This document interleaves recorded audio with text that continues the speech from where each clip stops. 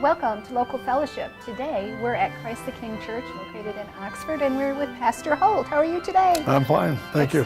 Good to hear, and it's a very windy day out there, but spring hopefully is coming. It is. So what can you tell us about this beautiful church? Give us some history about Christ the King. Well, long before it was Christ the King, this was the Clear Lake Camp. And this piece of property, really 40 acres, 27 on the mainland and a 13-acre island, was sold to the Fort Street Presbyterian Church out of Detroit. And it was sold, it was practically a gift, but they did purchase it. And they dedicated it to God's glory. And for many, many years, from the turn of the century, the 1900s, until the mid-60s, this was used as a summer camp for boys and girls from Detroit. And if you can imagine hauling kids out here from Detroit in those days, before I-75, before paved highways, this was a way up north trip for them. Yes. And they built cabins out here. There was a couple different pavilions and so forth. And it was just used during the summer for kids camp. In the 60s, with the urban sprawl, families moving out of Detroit into the suburbs and so forth, they lost the need for that ministry, and so the property sat dormant for a lot of years. And in the late 70s, early 80s, my predecessor, Pastor Wes Peterson, and myself, I was pastoring another church at the time in Rochester, we would rent this property for day use only, to come out and bring our churches for a day at the beach kind of a thing. And but in 1983, again, my predecessor, Pastor Wes Peterson, launched a church in Lake Orion, and they were meeting in a rented facility there, and they began to look at purchasing this property. It was for sale. The interesting thing was that it's my understanding there were a number of developers and different people that wanted to purchase it. It's a peninsula. It's surrounded on three sides by water. And I'm sure it would have been a very expensive piece of property. We were the only church that put a bid in. And because the bids were closed, we don't really know what was being offered, but we knew what we offered, which is probably a lot less than what developers were offering. Because the Fort Street Presbyterian Church, the history of it, they had such fond memories of this, and they had dedicated it to God's glory. They wanted to keep it in the church family, so to speak. So they sold it to us. We bought it on a 5-year land contract for $5,000 down, with so much per year for 5 years. And shortly after that happened, again, that was my predecessor, Wes Peterson. Shortly after that, that was in, they had their first service here in '86. Okay. So they started, the process started in around '83, '84. They purchased it in '86. His church, Christ the King, moved out here from Lake Orion, invited me from Rochester. I had a church called New Life Chapel that I had pioneered and planted in '81. Our two churches merged in October of '87.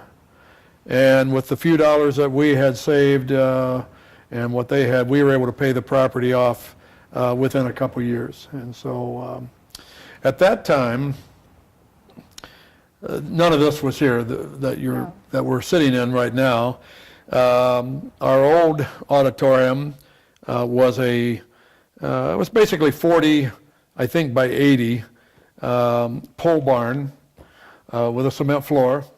There's an old building out on the back of the property called New Life Chapel that we named after my church that came out here. It's a log cabin. That's where our youth meet. Okay. At that time, though, those were our offices. And it was a very humble beginning. We didn't have bathrooms in our offices. There were two buildings that served as dormitories for the kids when they brought them out here. And so we would have to walk from our offices to the dormitories to use the restrooms in January. It was a hike. So it started out very, very humble. But we had the property. We had a vision. And I served with Pastor Wes for 3 years. He resigned in 1990, 3 years after we merged. He was 20 years my senior, and he retired. Okay. And so I took over as the senior pastor, and in September of 1990. Started working here in 87. So you've been established for quite Been a while here ever since, yep. Yes. It's an interesting story. I didn't realize that the churches were renting this prior to actually establishing it as a church. Yeah, well, they actually rented in Lake Orion. Okay. And the property was here. We knew about it. And when it went up for sale, they put in a bid. So they never actually rented here. They started the process, and we were fortunate enough to get the property. And But you knew about it because you would come out here for the Right, day. So right, that was really neat how you were able to expand on your yeah. on the idea and keep it as a church property. Yep, yeah. And so we've been in the renovation building business for the last 25 years that I've been here. Slowly but surely have been taking down buildings that we used to have a boathouse, and there were some cabins Okay. that were designed for summer use only with the original camp, Clear Lake Camp. And they had been unmaintained for so long that the cost of bringing them up to code and making them safe was prohibitive, so we removed them. But we renovated our original auditorium 3 or 4 times, expanded till we couldn't expand it anymore. Built the building that actually exists between this facility and the original, which is our whole children's area. We named it after one of our original elders. It's called the Clark Center after John Clark, Okay. who was a resident here in Oxford. And then we finally built this building, which is a multi-purpose building that we have used for our church, but there are also volleyball and basketball and all kinds of events that take place every day. When was this erected? Well, we built it, I think we dedicated it in 2007. So it was being built the year or so prior to that. Okay. Probably 2006, 2005. And for those who haven't been here, this is a really large facility. So what does this house, what's all involved? Well, this is our main entrance here. This is our foyer that we're sitting in, and it enters into our multi-purpose building that is presently set up for our Sunday services. So on Sunday we have 2 services, one at 9 a.m., one at 11. And, I don't know what our exact attendance is. We had just over 900 for Easter. That was good. But generally, I think we run 600 or 700, somewhere in there.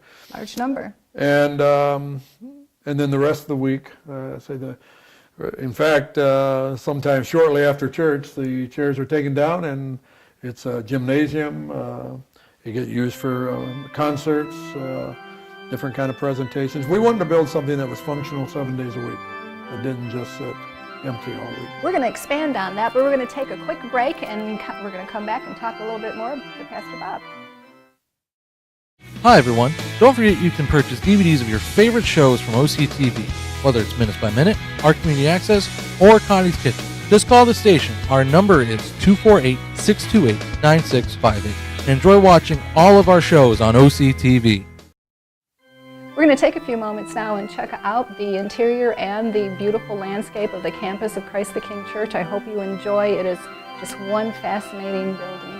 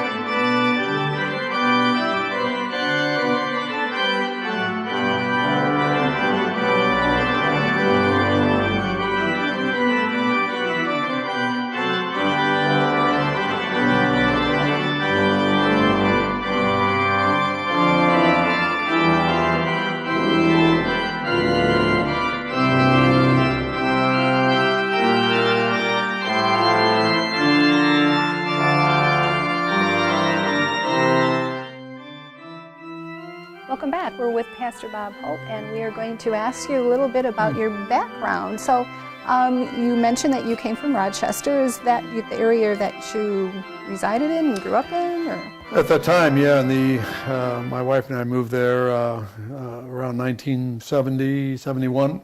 Okay. And we lived there until we moved out here in 87. But I was originally from Florida, grew up down there, and came to faith in Sarasota, Florida. Was asked to come up here in November of 1970. I was a young man then. And I was asked to, they flew me up here to sing to speak to a high school group, and I did play the guitar and sing, and came up, thought it was going to be for a week, and that's been 40-some years ago. I was going to ask, why did you move from Florida to Michigan? God kind of brought you here? You know, God moves in mysterious ways, doesn't he? But Michigan's been my home all these years, much longer than Florida. I never planned to go into the ministry. That wasn't really what I was thinking, but I had come to faith. I came to Christ in April of 1970, and the 70, you know, that was coming off the heels of the 60s. I'm a 60s kid. So all the tumultuous events of the 60s, the assassinations of our presidents and Martin Luther King and Vietnam and all the drugs and alcohol and all the stuff that was a part of the subculture at that time. I was a part of that. And quite honestly, not understanding, not really knowing my purpose on this earth, why I was here. I was young and I was searching. Yes. And stumbled into a little church in Sarasota, Florida, and some people there took me in, loved me, and led me to Christ. And it was a life changer. It was a game changer. Coming to Jesus changed the trajectory of my life. Can you describe that feeling, that moment? There was no feeling to it. No? I didn't feel anything. I prayed the most doubt-filled prayer I'd ever. I didn't pray prior to that. I wasn't a prayer person. I wasn't a Christian. I didn't go to church. I didn't really believe there was a God. But a close friend of mine had talked seriously about suicide after Vietnam, and I'd spent the entire night at his place talking him out of the idea. And my reasoning was, we have to be here for a purpose. We have to be here for a reason. You can't take your own life. And I was successful in him not taking his life. But after he was safe and sound asleep, I contemplated what I had told him and realized I was blowing smoke. I had no idea what my purpose was. And that's what led me on the journey and to this. I went to this little church because I had another friend that had claimed to come to Christ, and I wanted to talk to him about his experience. So I went there and started to attend. Again, people were very small church, very friendly, very loving, and they led me to a point of personal confession and receiving Christ. And I remember praying the prayer, and the prayer went something like, God, I don't even know if you're there or not, but if you are, I'd like to know why I'm here. I'd like to know what my purpose in this world is. And I remember I said, you know, Christ, if you're alive, I mean, if this is all real, I ask you to come into my life. Forgive me for my sins. And again, it was not a very eloquent prayer. It was filled with all kinds of doubt and question, maybe a prayer of desperation. But and when I left the church, I really didn't think anything happened. Okay. I thought, you know, I just did a psych job on myself, talked myself. And I didn't really think anything had happened, nothing had changed. I thought, well, it was worth a try. What I noticed was I went back, I was living somewhat communally with a group of people, and we were all kind of in the hippie culture. And I went back and I realized I didn't want to be there. I didn't want to do that anymore. And I began to speak to my friends about what I had done, and I found they weren't very receptive. They didn't like this idea. It was threatening somehow.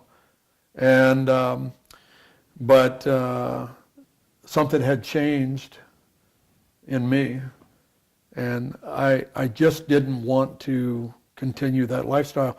So it was a change that you weren't even aware of. No, I didn't really It was not I didn't, hear angels singing or lightning bolts, or it was nothing like that. It wasn't emotional. There was no tears. I didn't cry. But what I did do was I decided I wanted to change, and all I could do was change my exterior. So I got a haircut, had long hair. That used to be a kind of a funny thing because I had long hair, pretty much shoulder length, and a big beard, and that was our style of the day. And I'd go to churches and they would say, you can't be here. I didn't, we were in Florida. I was wearing sandals and, the kind of clothing. And I remember with anger saying, you know what, I look more like the guy you worship than you do. And I can't come into the church. So they really didn't want you in the church? No, they didn't. And I can understand it. I didn't fit the culture. And through the drug abuse and possession of sales, I ended up in jail over that, and that was another episode of time in jail, where when you don't need God, and you're incarcerated, you tend to pray. You tend to say, hey, just in case, if you are there, prayers of desperation. At the end of the day, I came to the Lord, and again, something had changed inside, and I kept going to the church. And I found that I wouldn't call me, like a celebrity, but it was unusual to have, at that time, someone like myself and some of my friends who were coming out of that counter-cultural hippie thing to come to Jesus. And the pastor of the little church I was going to took a big step of faith and invited me to a summer camp they had in Minnesota. I spent 3 months up there. And that 3-month period, the camp operated with families coming in every week, and there was music and teaching and so forth.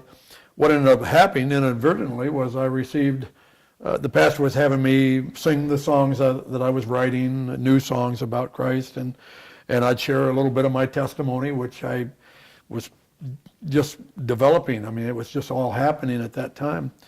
But what would happen, families would say, would you come and speak to our kids? Our kids are experimenting with drugs and this and that. And before I knew it, I had all these invitations, and so I started following up. So from Minnesota all the way across the country to New York City, I spoke at churches and youth groups and stuff. And then I went back to Florida, where I thought I was going to be working down there with the pastor that had invited me. He pastored the church.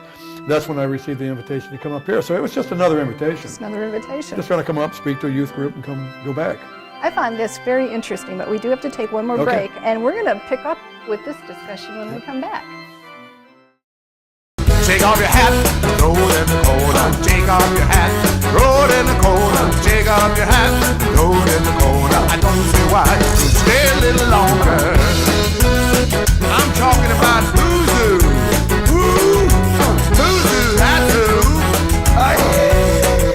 Hey,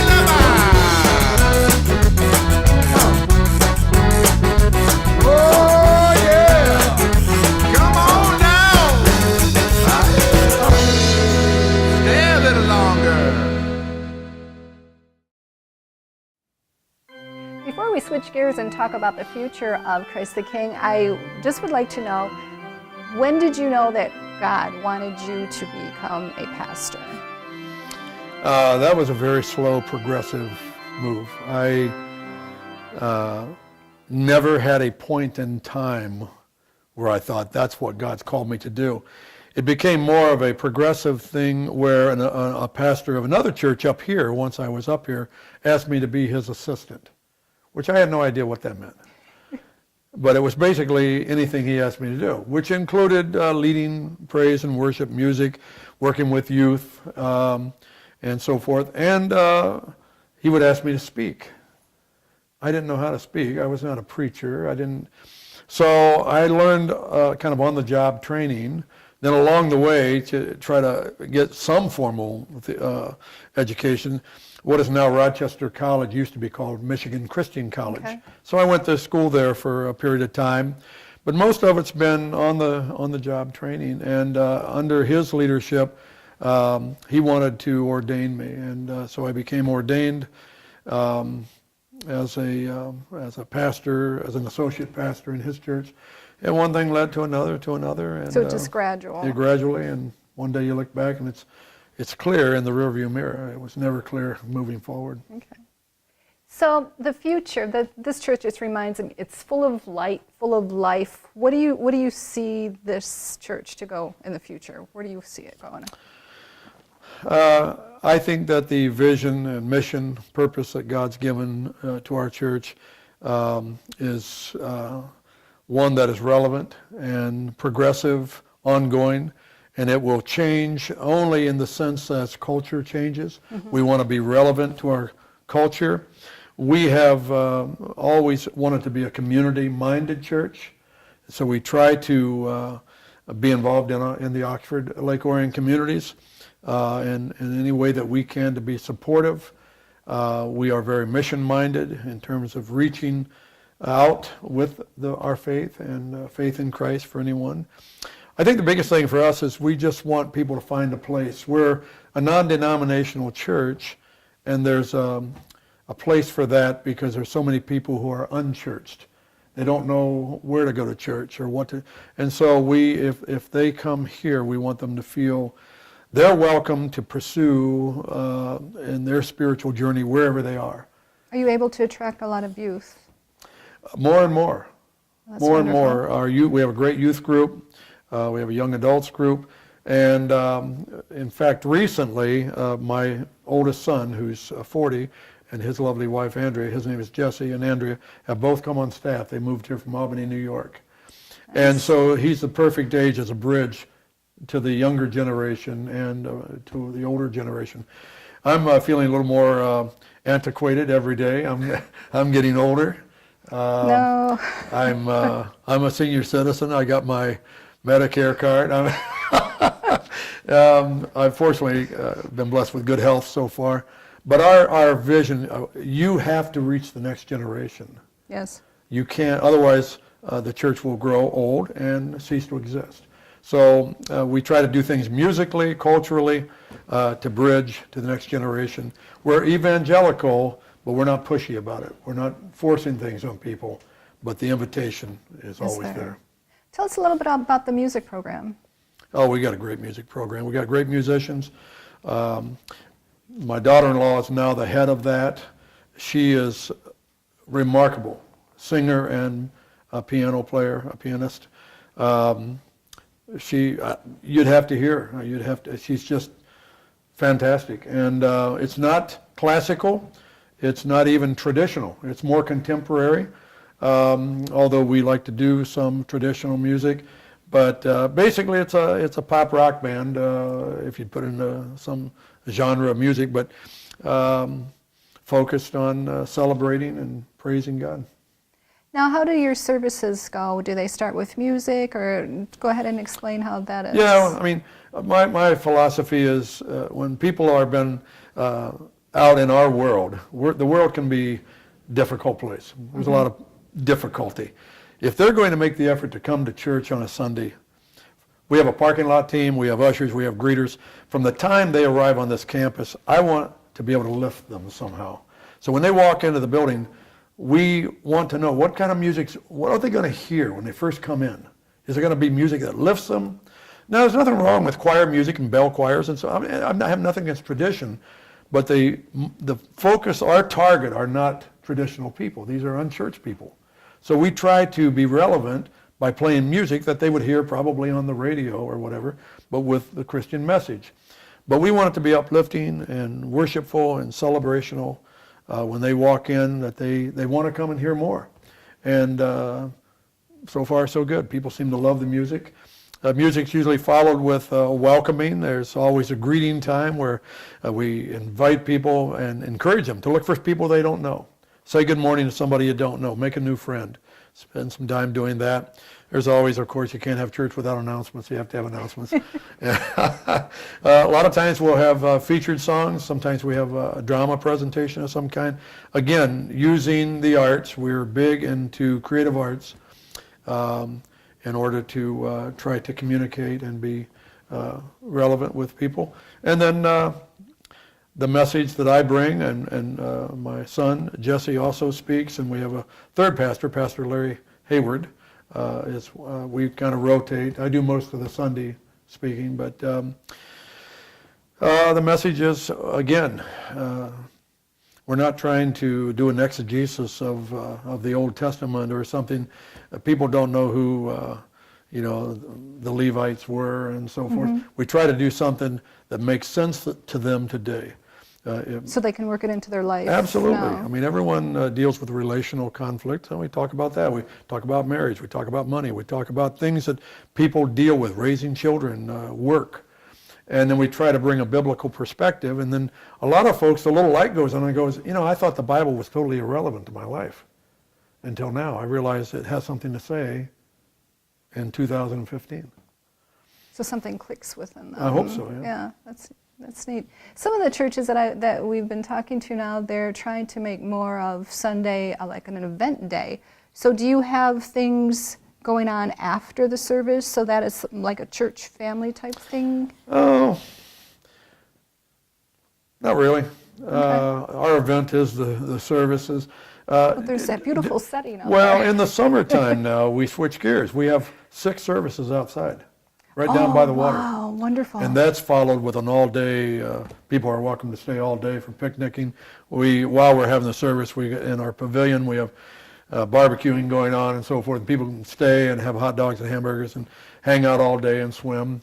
We have one big event every year called Summerfest. It's an all-day planned picnic, and we do a baptism in the lake. We usually baptize between 30 to 40 people, and that has to be exciting for it you. is. It's great. And so yeah, the summer, obviously we're inside in the winter, and there are a lot of events that go on in our church. But after church on Sunday, we want families to have time to be together.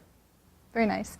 We're going to have to close soon, and Okay. I always like to ask the pastor if there's anything that's weighing on you or something that you would like to share with those who are listening. If you don't have a church home, give us a try. We'd love to have you visit.